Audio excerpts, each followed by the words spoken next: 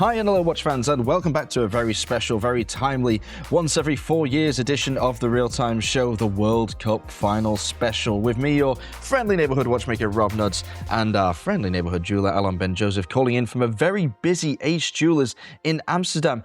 Alon, how has your morning been? I'm so sorry, Rob. The poor guy, I had to postpone him 3 times. I don't know what's going on since the end of June. It's hustle and bustle both in London and Amsterdam.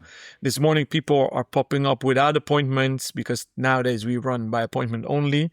So it seems the watch industry is not in full bloom, but it seems the indies are really on the up. I'm very excited for this episode. We did the July 4th special edition for the American watchmakers. I got a lot of DMs for that. I don't know what about you, Rob, but people really liked it. So we're actually running with that idea. And I'm very excited about this episode today. So before we dive into the format of this World Cup themed edition of the show, let's just say one thing. That's great news that things are picking up, that people are popping in without appointments, that the interest in independent watchmaking, especially since you took such a big dive into that deep pool yourself recently, is stronger than ever. That's wonderful news. So we should take a moment to smile and maybe be optimistic about the future for watchmaking. We actually should. It's interesting. I hear it all around that there is an upswing, and people thought that it was diminishing post-COVID, but I don't think they are. The indies are here to stay, and I'm very happy about that. Good news, good news. So I'm sure a few independent watchmakers will feature in our discussion today. So this is how it's going to work. As we record on July 14th, Bastille Day, happy Bastille Day to all of our French listeners and Francophiles around the world. I'm personally hoping that Paul Sexas goes for the victory today in the Tour de France. We'll see if that manifested when it comes to pass.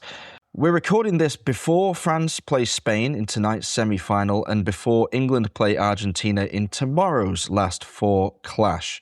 Now, the way this is going to work is we are going to make our national selection for one brand per nation. We're going to discuss several brands from each of the 4 remaining countries in the World Cup. That's Spain, France, England, and Argentina.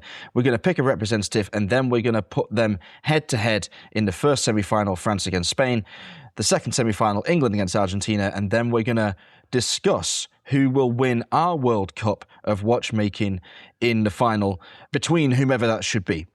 Now, the final will be played tonight. This is July 19th. This episode is airing, so we don't know the winner of the World Cup yet. We'll see how close our predictions get. We don't even know who's going to be featuring in that final. So without further ado, let's turn our attention to the first of our 2 combatants in semi-final 1 and discuss the potential representative of Spain. Now, Alon, do you have any Spanish brands on the top of your mind? I had to rack my brain, but the first that comes to mind is Raúl Pages. The second is Atelier de Chronometrie. I think they're Spanish. And the one that I think we need to feature a bit more is Pita, Barcelona. Those are the 3 that come to mind. For me, Rob, did you come up with some Spanish watchmakers or brands?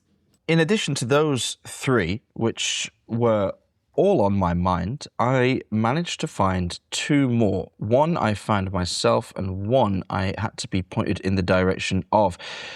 I discovered a brand I wasn't aware of, but think looks very, very charming, and that is Raúl Tena. And then the other one, which I knew of but didn't know was Spanish, is Ophion, or Ophion, O-P-H-I-O-N. You see these watches all over Instagram. They're very, very recognizable, rather beautiful looking things, a sort of classic style. Similar dial kind of language to Zach Weiss's brand, Aura Aureus. So very current, very cool, as well as being, I think, potentially quite timeless. So we've got 5 brands from Spain to discuss for the representative role in this semi-final. Where does your initial leaning fall? So thank you for that nugget of information. I actually had Ophion on my to-watch list, which came on my to-watch list thanks to the limited edition, by the way. They put it on my radar many years ago. So shout out to Pietro and his team. I didn't know they were Spanish. So you see, you learn every day. And that's why I love this podcast. I am really, really intrigued by Atelier de Chronométrie. It's a French name, very Patek-ish in their vibe, but they seem to seek excellence in, well, the name says it all, chronometric values and finishing of the brand.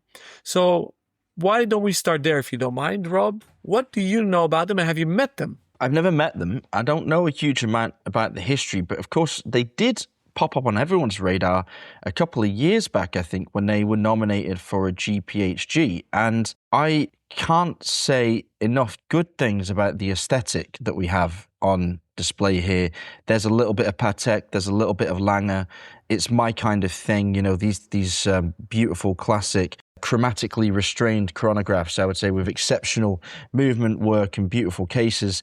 Hefty price tags, you know, we're talking in between 60 and 70,000 francs, I believe, so they don't come cheap, but they burst onto the scene with exceptional work from the get-go. And I think of the 5 brands we've got lined up here, they would be my gut choice simply for that incredible start to their story. But we have another GPHG nominee in this lineup, and that's Raul Pajes. And I think we need to spend some time talking about those watches. Totally agree. Amazing what he does. He caught my eye many years ago by the simplicity of his designs, but with a modern wink. Even, do I dare to say, Nomos-esque wink of having fun with time-only, stunning timeless watches. And of course, the winning of the Louis Vuitton prize put him on the global map, didn't it? Yeah, again, he's not started his career with a bang because he's been around for quite some time, really, but he's really hit the top of mind very hard, very recently. And he's featured, obviously, in discussions we've had before on the show because we do our annual rundown of the GPHG and nominees thereof. I think that his movement finishing is absolutely divine. His sensitivity when it comes to color and layout is supreme. I remember not choosing his watch in the category in the GPHG rundown and feeling a bit guilty about that afterwards. Looking at his stuff again through this lens, I would say that I'd say he's probably the most visible and memorable Spanish watchmaker for me, more so than Atelier de Chronométrie, possibly because of their very French-sounding name and the fact that they don't so much have a face to the brand as they have like an idea and a concept that's very well executed. You know, even though I said my leaning would have gone to ADC, so I don't butcher that pronunciation again, I feel maybe if I was Spanish and if I was looking for someone to go to battle for me on the field of play, I would want somebody whose face I could see, whose eyes I could look into, whose hands I could admire. And maybe now he's edging out this vote for me. But we've got more to discuss. And I do want to talk about Pitta Barcelona.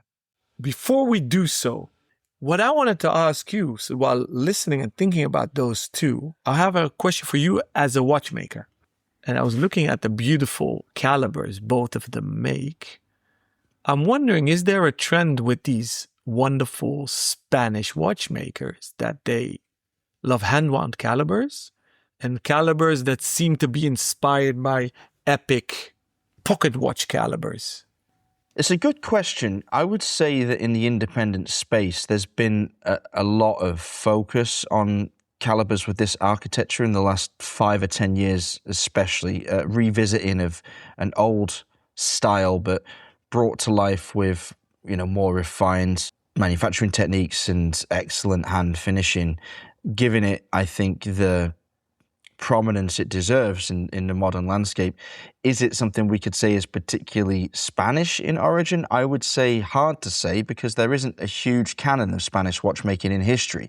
When we look back in the annals of horology, we don't see many Spanish watchmakers popping up. I can't name a single significant contribution to the development of horological understanding made by anyone from the Iberian peninsula. In fact, when we talk about the Iberian Peninsula today, the most prominent name that pops to mind is Jose from Isotope because of his affable character and great watches and ever-presence at events around the world. So, no, it's not a particularly famous corner of the world. So to kind of draw any parallels for me is maybe a bit too soon. Like, we don't have a large enough data set. If I were to venture a guess, I would say whenever any new nation emerges or the first germination of a culture sprouts in whatever part of the world, it's maybe not surprising to see people go back to the very beginnings, to go back to the basics, to say, well, this is our origin story. This is our genesis. This is where we come from. And this is our take on the starting point that was arrived at by many other regions prior to ours. So there could be something like that in there, but I would wager, given the very small data set that we have, it's just simply personal preference and the format upon which Parhez and ADC maybe think that their ideas are best expressed. So I wouldn't read too much into it, but I'm glad to see it because, as you know, it's very much up my street. Pita Barcelona, father and son. This is a big one for me, because Pita's been around for absolutely ages, a lot longer than many people will probably be aware, because it isn't a very prominent and globally recognized name, although it was on my radar more than 15 years ago when I was a trainee watchmaker at the bench. There was a lot of stuff that I liked coming out of that atelier at that time, partly motivated by my absolute obsession with Barcelona in those days. When I was younger, in my teens, I would visit Barcelona every year. I was mad about Dali. I wanted to move to Barcelona and live there and absolutely adore the Sagrada Familia and can't wait to go back and see it with the lights on now for the first time.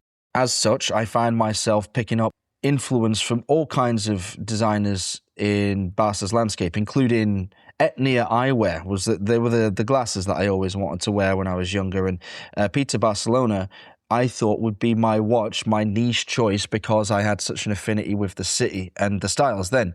What I would say, if I'm being hypercritical about Pita, is that I thought their designs were extremely of the time in around 2010, 11, 12, when I was really obsessed with them. And I think that trend has maybe moved on a little bit now. And I would wonder whether, if you put them alongside a Parhez piece in 2026, you would feel that they were of the same import.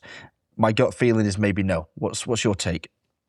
You've literally described the thoughts floating in my mind that I can't bring to a summary verbally. They have done very interesting stuff. Some of the watches give me a vibe of Itai Noi from Tel Aviv. You are kidding. You are absolutely kidding me. I had it locked and loaded. I was going to say, do you remember Itai Noi? Of course you would, because as a Tel Aviv boy, that's exactly the era I'm talking about. That's it. Nailed it. And you've nailed it by saying they are stuck, and I would even say a late 90s, early 2000s vibe that even could be a bit Germanic. Could be another like, thing that comes to mind? Early Freak, right? If you saw early Freak and the sort of the standard of finishing, the case shapes, it's kind of almost Breguet futurism, strangely. And the time has kind of moved on. Yes. And this now creates a contradiction or a clash in my mind.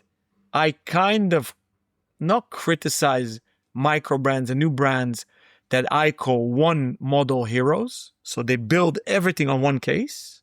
And I understand I've got why. a term for that. I invented the term Which is? mono-model. Mono-model brand. Very good. Mono-model brand. So MMB. But reverse taking the other side of the horizon here, where Pita seems all over the place and there is no coherent collection. And ironically, I'm looking for their website, and on their Instagram, it says pita.es, which is Spain. But I think they forgot to re-register or prolong the registration of their URL, because the site is now a reserved spot by GoDaddy for sale. So dear Pita team, I think you need to claim back your URL, because I can't find pitabarcelona.com. I love what they do, but you're right. Even their logo seems a bit outdated, like late 90s, early 2000s. price points, we have to say, though, this is a lower bracket than ADC or Pages. So it's a different bracket, but cool. Let's discuss the other two, Rob. We should, but we should also point out, if anyone's searching for Peter, you will find them on Instagram, as Alon mentioned, with a defunct link to the website. You'll find them at Peter Barcelona. And they are still active, apparently, as an independent family-run luxury brand. But the website's currently inactive, and the brand operates exclusively through direct customer orders, select international retailers, and the AHCI. So they are still in existence, and it's worth checking them out if you've not seen them before. You write about the font. It gives me sort of playful Icopod vibes, actually, there. You know, we're definitely seeing a lot from these eras that were described in the late 90s, early 2000s, even into the early 2010s, when I think I probably stumbled across the brand. It might have been a little bit earlier, actually. It might have been when I was in Barcelona in the early 2000s, but who knows? You know who we should ask? We should ask our friend Andy Batch, because Andy is a Barcelona resident. In fact, so is Tony from DUG, so we should have a word with them and see if they are personally connected to the guys at Peter, because it'd be great to get on the show. So, moving on, did you already tell me which brand we're going to look at next, or do I have to decide between the remaining two? All right, well, let's leave the second Raoul on this list till the end and talk about Ophion. Ophion. I'm afraid I don't know how to pronounce it. I've seen it very, very frequently on my Instagram. I believe they're one of the more beloved micros, or maybe fair to call them small independents. There's quite a lot going on there that's worthwhile. They retail for under 5,000 euros in general, and they have a frustrating website, I have to say, because it seems to be a bit labyrinthine in terms of ordering watches. I like them to be just lined up there for me so I can click buy, but you have to do a couple more clicks than I'd prefer. But I have to say that it's very striking work, quite a versatile watch, trending more towards a dressy style, but in a more everyday size. I think they have an identifiable design language. I think that they are obviously influenced by some past masters, but I think their execution and offering is very good for the price. What's your take on Ophion? Ophion gave me the same vibes as Sartor Billard, meaning extremely high value for money. The finishing is good, the looks are good, and I feel they punch above their weight. That's the feeling I had. I actually, when I visited the new Pietro showroom in London, I actually handled those watches. Very, very cool. I want to learn more about them. So I don't have much to add. I think we can probably wrap that one up by saying it's a great value proposition and yeah, like you say, punches well above its weight for the price. Is it distinct enough? Is it the brand we're going to choose to represent Spain in the semi-finals? Time will tell. Just before we move on to Raúl Tena, who's the last of these five that we're considering for national selection, I had this thought about Peter that I just want to revisit because I thought it, and therefore I think it's probably worth saying it out loud. When it comes to Mediterranean watches, you've got Spain, you've got Italy, you know, some stuff going on in Greece, perhaps we could say. And for me, although they're not similar in aesthetics really at all, there's a certain Giuliano Mazzuoli vibe. He's from Italy. I get this from Peter, and I feel like they're sort of, if you had one, you might like the other. You know, if you don't know either of those brands, check them both out. If you like bigger watches with, you know, some really striking and memorable design quirks, then I think you'd like them both. Moving on to Raúl Tena, what we have here is some incredible handwork, some artisanal dial finishing, and you know, very beautiful painting and pearl setting in one of the most famous models, the Pearl Diver, but also incredible movements. Voutilainen and Katin show us this wonderful double barrel caliber with a beautiful balanced bridge and some lovely frosting on the plates, which is, something special, something worth talking about. And it recalls to me another brand that unfortunately no longer exists and didn't really have the success I felt it deserved, and that was Tulloch. I don't know if you remember Tulloch, but I loved their movements, also Voutilainen sourced, I believed. And I can't get enough of this aesthetic, but it doesn't seem to be as popular as I believe it should be. Alon, thoughts? I am very bad with names and I forget a lot, but seeing the watch now, I've met him, Raúl Tena, actually 2 years ago when he had a mock-up not even a 3D version. He, I think, then lived in Dubai, and he had this vision that he wanted to create 3D sculptured art piece for the wrist. So I'm very happy, actually, he, incorporated his name into an actual watchmaking house. Beautiful website, which is raultena.com. That actually works. And good photography. And because he is or was based in Dubai, he did some beautiful timepieces like this pearl diver that we see on the website. His investor actually introduced me to him very early on, and I'm happy to see that he's up and running. So, Rob, kudos to you for finding this one. Who thought we would find 5 Spanish watch brands? You're right about the Dubai connection. If you go on the website and you go to the Art to Watch tab on the menu at the top, you'll see it's a 3D realization of that famous museum in Dubai. I can't remember what it's a museum of, I'm afraid. I've seen it and I was absolutely blown away by it. It's gorgeous. It's this big organic loop that just looks like it shouldn't be a building, but it's on the dial of one of his watches. We see the date window also nodding to Dubai as well, of course. You won't hear me say this about many watchmakers, but he's got lovely eyes, Mr. Tenner. If you scroll down, you've got very dreamy blue-green eyes. So if you like to base your luxury purchases on the attractiveness of a watchmaker's peepers, then, he should feature near the top of the list. So personal compliments aside, we have to make a decision. Now, I'm not sure that Tenner's output has been thus far prolific enough for me to really knock off either ADC or Pajes. For me, it's between those first 2 that we mentioned. Do you have a preference that would lead us towards a decision? I am fanboy of Pajes, so I have to go for him. Good. You know what? I think I almost convinced myself that was the right way to go with my thought of who would I like to lead us into battle against the French. So we'll go with Raul Pajes as our selection for the Spanish team, and we will move on to France. Now, this is a tough one. There are some great brands that are founded in France. Now, just to give you an idea of how we're making these selections, it's very similar to how you would make a selection for a football team in general. If you are born somewhere, then you can play there. And by born, we mean founded. So if a brand was founded in Paris or in France, anywhere else, it's eligible for selection.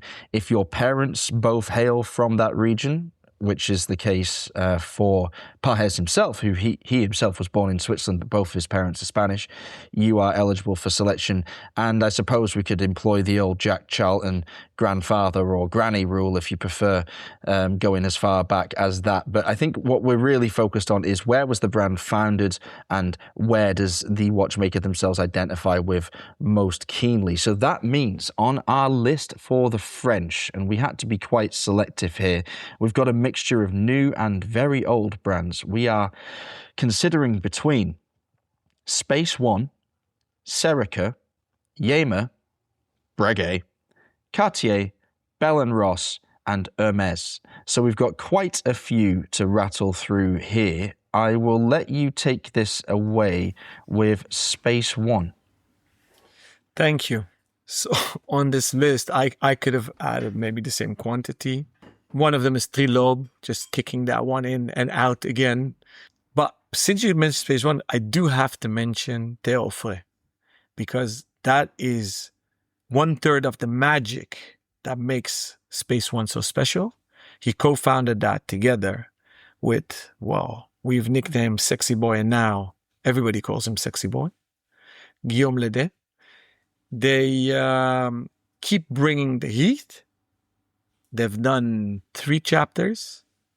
The 4th one launched in April during Geneva Watch Week was the collab with Baltic. So now suddenly we tie in 3 brands together, or 3 amazing French entrepreneurs. What can I say? Excellent choice, Rob. Good one to start with. It brings avant-gardism to French watchmaking. And that's what I love. Because obviously you've mentioned Breguet. Breguet is the pinnacle of classicism and classic watchmaking, and also the pinnacle of watchmaking and innovation. And I think that's what the French do well in fashion, even cars. I was just walking with a buddy of mine and we saw the new Renault 5, the electrified, retro-inspired Renault 5, which looks awesome. So the French have pedigree, they have heritage, but they can do ultra avant-gardism. What can I add more, Rob? Well, I think you've said it all very well, to be honest. Space One, with Offray's involvement as well, is featured on this list because of, I would say, a lot of the activities he's done separate to it. And the collab with Baltic is really why I felt quite comfortable putting this brand on this list instead of Baltic. It was close, but I had to chop some of the options off the list because French watchmaking is in fine fettle at the moment, as David Vaucher has frequently reminded us. I think Space One hit the ground running. I think that they burst onto the scene with something nobody really expected at a ridiculously accessible price point for the kind of creativity that was on show. I think they followed that up with the Tellurium, which I think is, for me, the most ambitious and perhaps most successful execution of the concept, which is pretty expansive in itself. But my preference is for the GMT, because I think that fuses the wearability of the initial model with the creativity and the wild display of the Tellurium. The collab with Baltic was something wholly unexpected and absolutely sublime. I would say the Charbonnage limited version of it was the way to go, even though it was €1,000 more in price. I think that seeing that technique, which is a hand-applied clouding of the visible plate surfaces, is something very special that you see very, very seldom in watchmaking today. Moving on to a brand that is of similar age and of similar visibility, Serica. Serica's done an incredible job of establishing a very identifiable design language and a very tight collection with variety within it. I think everybody I know is a big fan. I remember when we had many early Serica models coming through our hands in the desks of Fratello, we were all blown away by the quality at the price point and the subtle tweaks on some existing designs with their early divers that made them stand out and made them extremely desirable. And then I think everyone was bowled over by the release of the Parada. I don't think anyone really saw that coming, but there was a great need for non-round watches with beautiful textured dials in that price point. So huge amount of time for Serica. I think that they have a really loyal following, and I think that they're just primed to get bigger and bigger and bigger over the coming decade. Love that brand. I agree with you. They are on the right trajectory and they'll keep on growing. They bring value for money as well. Timeless designs. I wouldn't even call it retro inspired or vintage inspired. It is, of course, but it has a contemporary feel to it. Sizes are modest, designs are modest, so these are evergreens. What I would love to see, if they would make a modern Serica watch.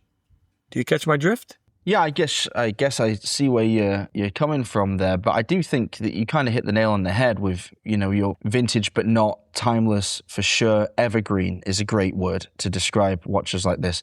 I think that they've found their niche, and I do think it's important for brands to find their lane and actually to stick within it, to be as creative as possible within that lane, but to not try and be everything to all people, to just really double down on what it is that they've established. They have a design language that I really love.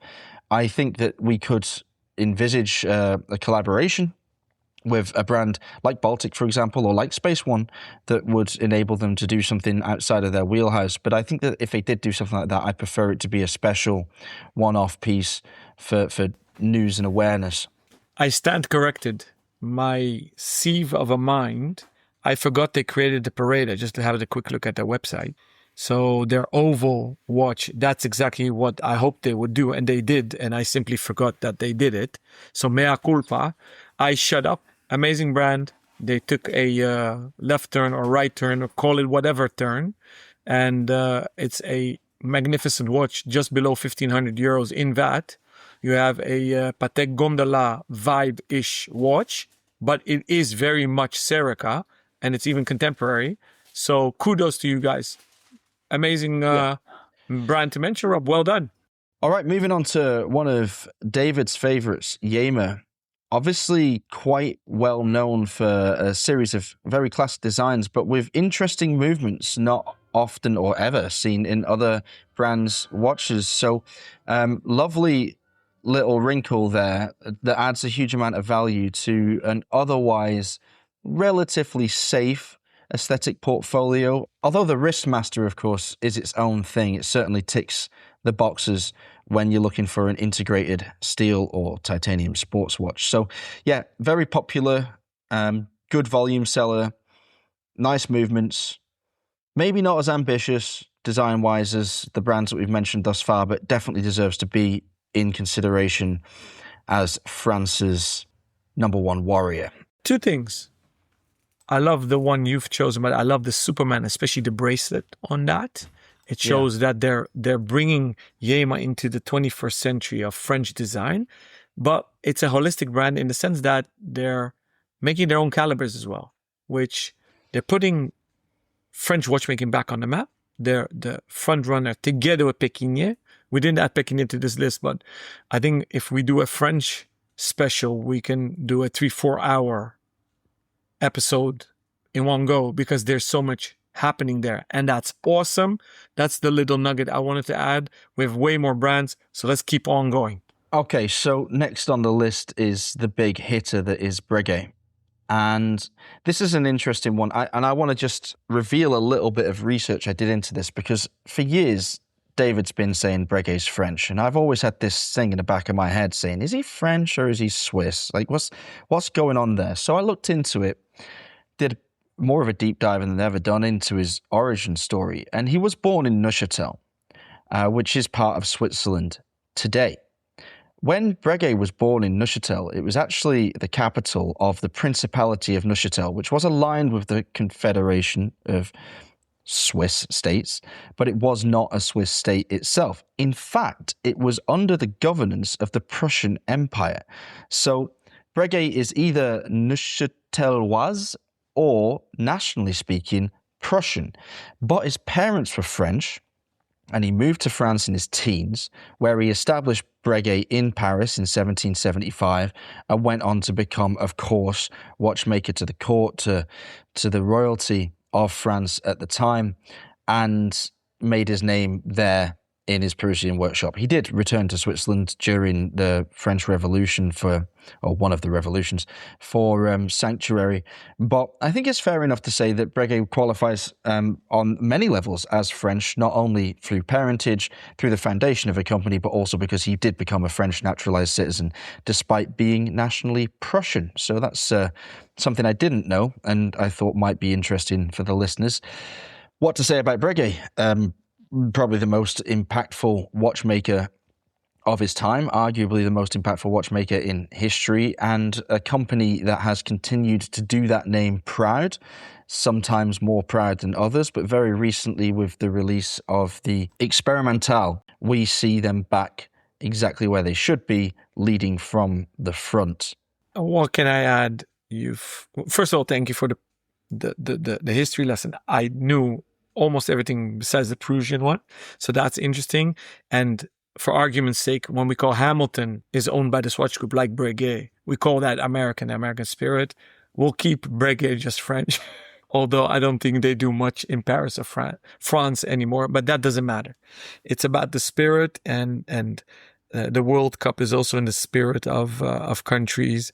We can have discussions about players with dual citizenships, which we're not going to do right now. I'm very happy that they finally made a switch in their leadership almost 2 years ago, ramping up to their 250th anniversary. We saw fireworks there, and I'm happy it wasn't a one-off. It's a route they have decided to travel on, and I wouldn't even dare to say it looks promising. They actually are delivering on stuff that Breguet should deliver. So kudos to them. Next on the list, no surprises to see this one feature given our criteria, Cartier.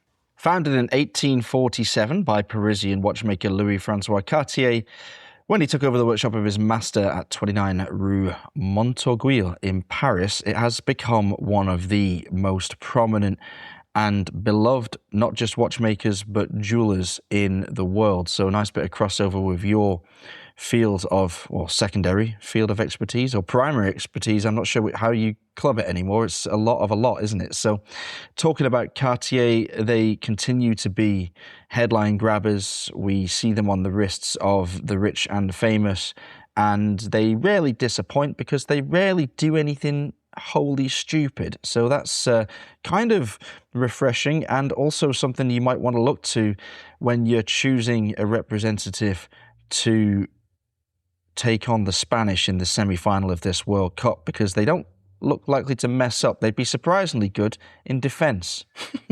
Well said. I don't have much to add. I don't think we have to add much more for Cartier either. Very remarkable history and story, and how they've started with jewelry indeed.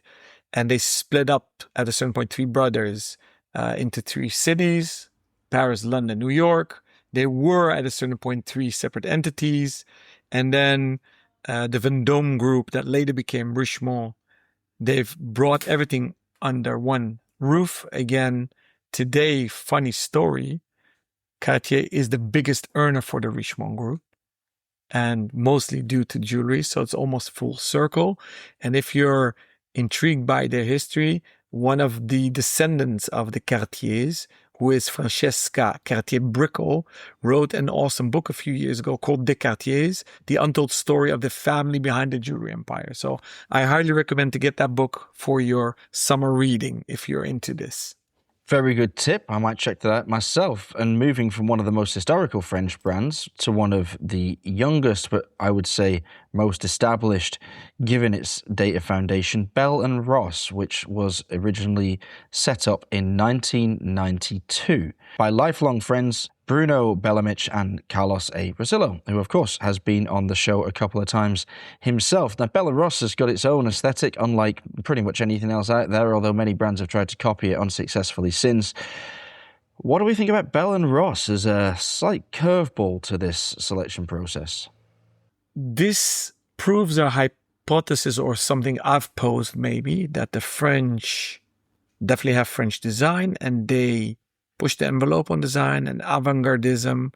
So they've started making beautiful tool watches, literally made by Sin, and it even said it on the dial, made by Sin. Then I think they've come into themselves and created a DNA with the BR3, the cockpit dashboard clocks, watches. They really carved out their own DNA. We know that Cedric Bellon helps them a lot as well, which is an amazing designer. So I love what Bell & Ross does. It's amazing to see that it isn't a true mono model brand, as Rob Nuds coined that term, because they have more models, but they're famous for the BR3, although their newest model, BR5, is a nice evolution of that and shows that they have a platform of models. I dare to call it contemporary. So I love that in France we have this dualism of extreme classicism, where Théophile is also rather classic. I would even dare to call him the reincarnation of Guillaume Louis Breguet. And you'll see ultra modern with, well, we didn't mention your dear friend Bleu. It's also very modern. So there's a lot going on in France. It's awesome to see. So good pick. Next on the list is a famous fashion house that's really moved heaven and earth to become a serious player in the watchmaking scene, and that is Hermès, with early and heavy investment in their own manufacturing facilities. They have surprised us year in, year out with complications from a movement perspective that we did not expect to see at all, alongside excellent aesthetics. And I think although there are more impressive models mechanically speaking, the relatively recently released Hermes Cut really caught the imagination of many watch fans looking for a new icon for Hermes, and I think that they found it in the Cut, and I think that has great cross appeal across all genders, and I would love to wear one. I think that it's a surprisingly easy to wear and versatile watch, and I think they deserve their place on this list. Absolutely. You know, there are some great fashion houses like Chanel could have been on this list, but we decided to go with Hermes instead. And I think it's a worthy opponent to the remainder. Do you have anything to say about Hermes before we make our selection to go up against Raoul Pajes? Well, I think we've always gave Hermes, rightfully so, a lot of love. I always appreciate the fact that very early on they bought 25% of the manufacture Vaucher, so the caliber manufacturer behind Parmigiani Fleuri and the Sandoz Foundation. That showed already where they wanted to go. They caught my attention as a collector with the Slim d'Hermes, especially because of the font. That would trigger me to buy one. Then Cape Cod is a watch. I said, hey, interesting. With the Hermes HOH08, I said, hey, there's now really making contemporary watch for men. Yesterday, I got a press release with a reinterpretation of the Cape Cod. I don't know if you saw that. Full titanium with sharp edges. And that really triggered me. I said, hey, that's a watch I would like to own. So that's a little nugget as a collector I wanted to add to Hermes. But let's go to the voting round. Very difficult one. I'm very curious, Rob, which one you think should take the lead in this World Cup. Nice drop about the new Cape Cod. I'd own a Cape Cod. I'd love one. I think they're beautiful and great alternative to tanks, actually. I've always thought that they were a little bit more off the beaten track and really beautifully proportioned. I have a Hamilton Ardmore that I've had for years and years and years, and I see the Cape Cod as kind of the grown-up version of that. So I'll check out this titanium one because I've not seen it, and that sounds very desirable indeed. For me, the conversation probably begins and ends with this lineup with Breguet. And I struggle to not put Breguet forward as my nominee for this semi-final because I just think there's so much going for it. And especially with the Experimental release, they have proven that they've still got the minerals. So yeah, for me, it's Breguet. Any argument? No, hands down, Breguet. There was no argument or even contemplation there for me either. So that was two countries in the semi-final. Going to the next semi-final. Argentina, maybe we should do that one. Very difficult because I'm like thinking, hey, are there Argentinian watchmakers? They love watches in Argentina. Always did. My dear friends from Amsterdam Watch Company, vintage dealers, went in the late 90s, early 2000s when Argentina was hit by a very severe recession. They went to Argentina. They bought, I kid you not, kilos of watches. I swear they spoke about weight, not quantity of cases, not quantity of watches, not quantity of calibers. They bought kilos of vintage Hoyers, Breitlings, Rolexes, Tudors, Omegas, kilos, Rob. They didn't have enough cash to bring back the suitcases, 22 kilos, a suitcase in a KLM flight.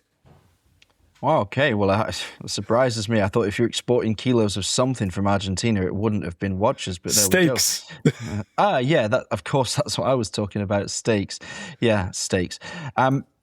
Great to hear, but you're right. There aren't many watchmakers in Argentina at all. In fact, this was basically a dead end when I started looking into it. I found a couple of brands, but to be honest, they're not really worth mentioning in the context of Breguet and Raoul Pajes, who we know will be waiting for either Argentina or England in the final. And so I have a slightly curveball suggestion that I think should really be the only brand that we address in this context. And I'm going for a naturalized citizen. And that is Audemars Piguet, that has spent so many years on the wrist of Lionel Messi that by now it is surely worthy of an Argentinian passport. So as stupid as this suggestion is, and as tongue-in-cheek as it is being made in full awareness, I would say let's give Argentina AP for Messi. I mean, to be fair, he always gets the nod from the refs, and so if we can, if this art form that we're creating here can imitate life somewhat, we'll cheat and we'll give Messi and Argentina Audemars Piguet. No offense to our Argentinian listeners, I'm sure that you take it in good humour. I'm still bitter about 1986, the first World Cup for which I was alive, gladly not old enough to appreciate what happened in that clash between Argentina and England back then, and Maradona's hand, famously. So unless you have any protest, I would say let's say Argentina has Audemars Piguet and we move on to England, because we've got quite a few brands to run through there. I totally agree. He's a watch nerd. His collection is very, very, very much gravitate to the, let's call it the Holy Trinity, Rolex, Patek, and Audemars Piguet. The one that I loved the most in his collection that I've spotted was the AP Concept Royal Oak collab with Kors, where Kors is in the middle. So that's a cool one. And unfortunately, I can't share a nugget of information that I've gained last weekend while having dinner with one of my suppliers that is currently making a one-off for Messi. And he's shown me the render. And that proves he's a real watch nerd, Messi. So kudos to Messi. And I agree with you. So Argentina, done. England, another huge list of brands we can run down. All right. Despite the fact that this brand is going to pop up very soon, I still object to you putting Rolex in the Holy Trinity instead of Vacheron. I just don't think that is correct. I don't think it's an opinion thing either. I think that it's PP, AP, and VC. It's nothing else. Like, you can have your own Holy Trinity, but this idea that Rolex somehow features in that echelon, nonsense. I didn't say it's my Holy Trinity. I agree with you. I took the commercial mainstream Holy Trinity. No, I disagree. I disagree with that. I think you're wrong. I think the general accepted Trinity is VC, PP, and AP. I don't agree. think Rolex features in it. But in the flex culture, that is the Holy Trinity. But that's a different discussion. Let's do a Holy Trinity episode, because back in the day, JLC was in there. No, it wasn't. It was never in there. The Holy Trinity has not been a malleable and transient thing. It has been always what it is, and I will die on that hill. If you want a whole episode of me dying on that hill and you listing Holy Trinities for flex culture or modern day or the 1830s, then fine, we can do it. But I don't think it'll be particularly amusing, unless any of our listeners, maybe most of the Argentinian population now, want to see me die on a hill. So, okay, fine. Moving on to England. We've got a few to run through here. We've got Roger Smith, Frodsham, Garrick, Studio Underdog, Fears, Struthers, and Rolex. That's right. We're claiming Rolex as we should have claimed Erling Haaland, or Elise for that matter. Could you imagine if we'd had both of those English-born players in our team? But hey, Rolex was founded in London, and therefore it is available for selection. I'm sure that if Thomas Tuchel gave Rolex a call, they'd tell him where to go and say, no, we're playing for the Swiss and you can take a running jump. But they are a viable option. So let's start at the top with Roger Smith, probably the finest modern watchmaker certainly Britain has to offer, arguably in the world. Where do you stand on that? Hands down, the best in the United Kingdom. I can't argue anything there. Lovely gentleman. He spends his time on charity because he's one of the co-founders of the British Alliance of Clockmakers and Watchmakers. So he gives back. The protege of the famous George Daniels, and he continues his amazing work. There's nothing to add there. I mean, what can I add there? A closest Frodsham, in my humble opinion. Then it's a close tie between the Struthers couple, husband and wife, and then probably Garrick. And I'm sorry, I'm rambling quickly through, but these Smith stands on a sole plateau with these three maybe just underneath him. Well, how do you see it? I mean, not to bury the lead, but yeah, I can't really disagree with you. Like, when it comes to personal preference, I think the Frodsham movements are maybe the sexiest thing I've ever seen in my life. I love the dials. I prefer Smith's dial work. I have to say. I prefer Smith's cases. But when it comes to movements, and you probably tell why I like Frodsham, because it has a certain German vibe to it, and that's where my preference generally lies. In where my heart goes, if I were to buy any of the 4 brands you mentioned, including Garrick and Struthers, I would buy a Struthers because I'm friends with Rebecca and Craig and I love their work and I really respect what they're doing with a very small, tight-knit, obviously, marital operation. And, for me, that's just catnip as a watchmaker, like seeing what they've brought back to life and now what they've developed themselves with a 248 caliber. So that's difficult. In terms of everyday wearability, and it's a strange way to characterize this watch, but also in terms of general everyday aesthetic, I think Garrick is really a good argument there because it takes like incredible dial finishing, very striking handset and wonderful movements and puts it together in a package that in comparison to the others is pretty damn affordable. So yeah, there's arguments to be made for all those heavy hitters within that group, and I guess we've kind of managed to tie them all off in one neat little bow there. So we'll move on to the 2, shall we say, smaller but feistier brands, Studio Underdog and Fears, obviously connected through their own collaborations with one another, doing very different things. Nicholas and the team at Fears are continuing a legacy that stretches back in his family history. He's the 4th managing director of Fears and bringing classic watchmaking back to Bristol very effectively. Meanwhile, Rich over at Studio Underdog is repeatedly overturning apple carts in the industry, and apples are probably a pretty appropriate thing to mention when it comes to his fruit and food-based dials. No one's done more in 5 years, I would say, to go from 0 to 100, and he's really, really smashed it. Everything he touches turns to gold. He's not just a great designer, but a marketing genius as well. And hard to choose between the two. I mean, they're so different, but they're so united in friendship and collaboration. I'd say that they probably, when it comes to selecting a finalist or potential finalist out of these brands, they probably sit a tick below the big 4. But then there's the curveball. Then there's Rolex. What do we do with Rolex here? Well, I agree with you 100%. Wilsdorf and Davis, his English brother-in-law. So yeah, it is English, especially if we think Hamilton is American and we say Breguet is French. So well done, Rob. And Jack Charlton would be proud of me. I tell you, he would. Do you know who Jack Charlton is, by the way? No, please do tell.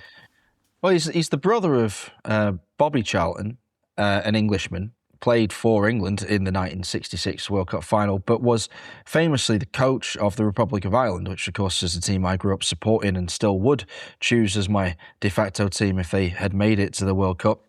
And he led them to the 1994 World Cup to great success, where they made it to the quarterfinals, which was the deepest run the Irish have ever managed. He's a beloved figure in Ireland, an honorary Irishman to say the least, and spoken of very highly in managerial circles. And he really did push this granny rule, as they referred to it back then, trying to find players that were just about eligible to represent Ireland, going through the birth certificates of every player he could find to see if there was an Irish relative somewhere, so he could call them up for the Republic. And obviously it did a decent job. It causes some consternation on the island of Ireland that there were so many English-born players representing the side, but I think if Ireland had ever gone on to win the World Cup, because of that rule, there'd be fewer people complaining. So here we are. He was a hero of mine growing up. I used to love watching him on the sidelines with his flat cap and his, shall we say, old school attitude. So shout out to the late great Jack Charlton. Rolex. I mean, it's a tough one. Honestly, it's a footballer's watch brand. So we have to elect Rolex. But let's do a side thing. Imagine we didn't call Rolex British, which we did. But if it wasn't in there, what would have you chosen then? Well, look, I'm not actually going to choose Rolex, so we might have to argue about this. And the reason for that is because when you're choosing a side, you don't always choose your best players. You know, you sometimes look at England, you know, Lampard and Gerrard can never occupy the same midfield. You know, you've got Cole Palmer, Phil Foden, Jack Grealish all sitting at home because, okay, they've not had great seasons by their standards. But again, you can't have too many cooks in the kitchen. And, you know, we've gone with the combination of Bellingham and Anderson to start with. And then there's, you know, substitutes in the form of Rodgers, really. You can slot into Bellingham's role if he's having a bad day. Not that it looks like he's likely to have one anytime soon. So even though Rolex is itself an exceptionally talented individual player, I'm not sure I would pick that, because when I'm looking ahead at the competition that we have to face, I'm going to pick someone who's going to go toe-to-toe with brands like Audemars Piguet, Raul Pajes and Breguet. And so for me, I'm going with the big guy, Roger Smith. I would choose Roger Smith because I think they've got a better chance against the opposition. Fair enough. Good analogy. I'll stick with Rolex for argument's sake, because I hope England will win. It's my second home. I can't choose anything else. I adore Smith, but for argument's sake, not to concur on everything we do on the show, I'm going for Rolex. My personal wish is that England wins. Obviously, I'm daydreaming, but I'm super happy they made it to that semi-finals. So let's take it there, Rob. What's your prediction? Who's going to take the World Cup 2026? Well, hang on a second, because unfortunately we have to reach an accord here, and since we're tied, we've gone to penalties. It's Rolex against Roger Smith for the representation of England. We're going to have to toss a coin. Just hang on a second. I need to find a coin. I have a coin somewhere.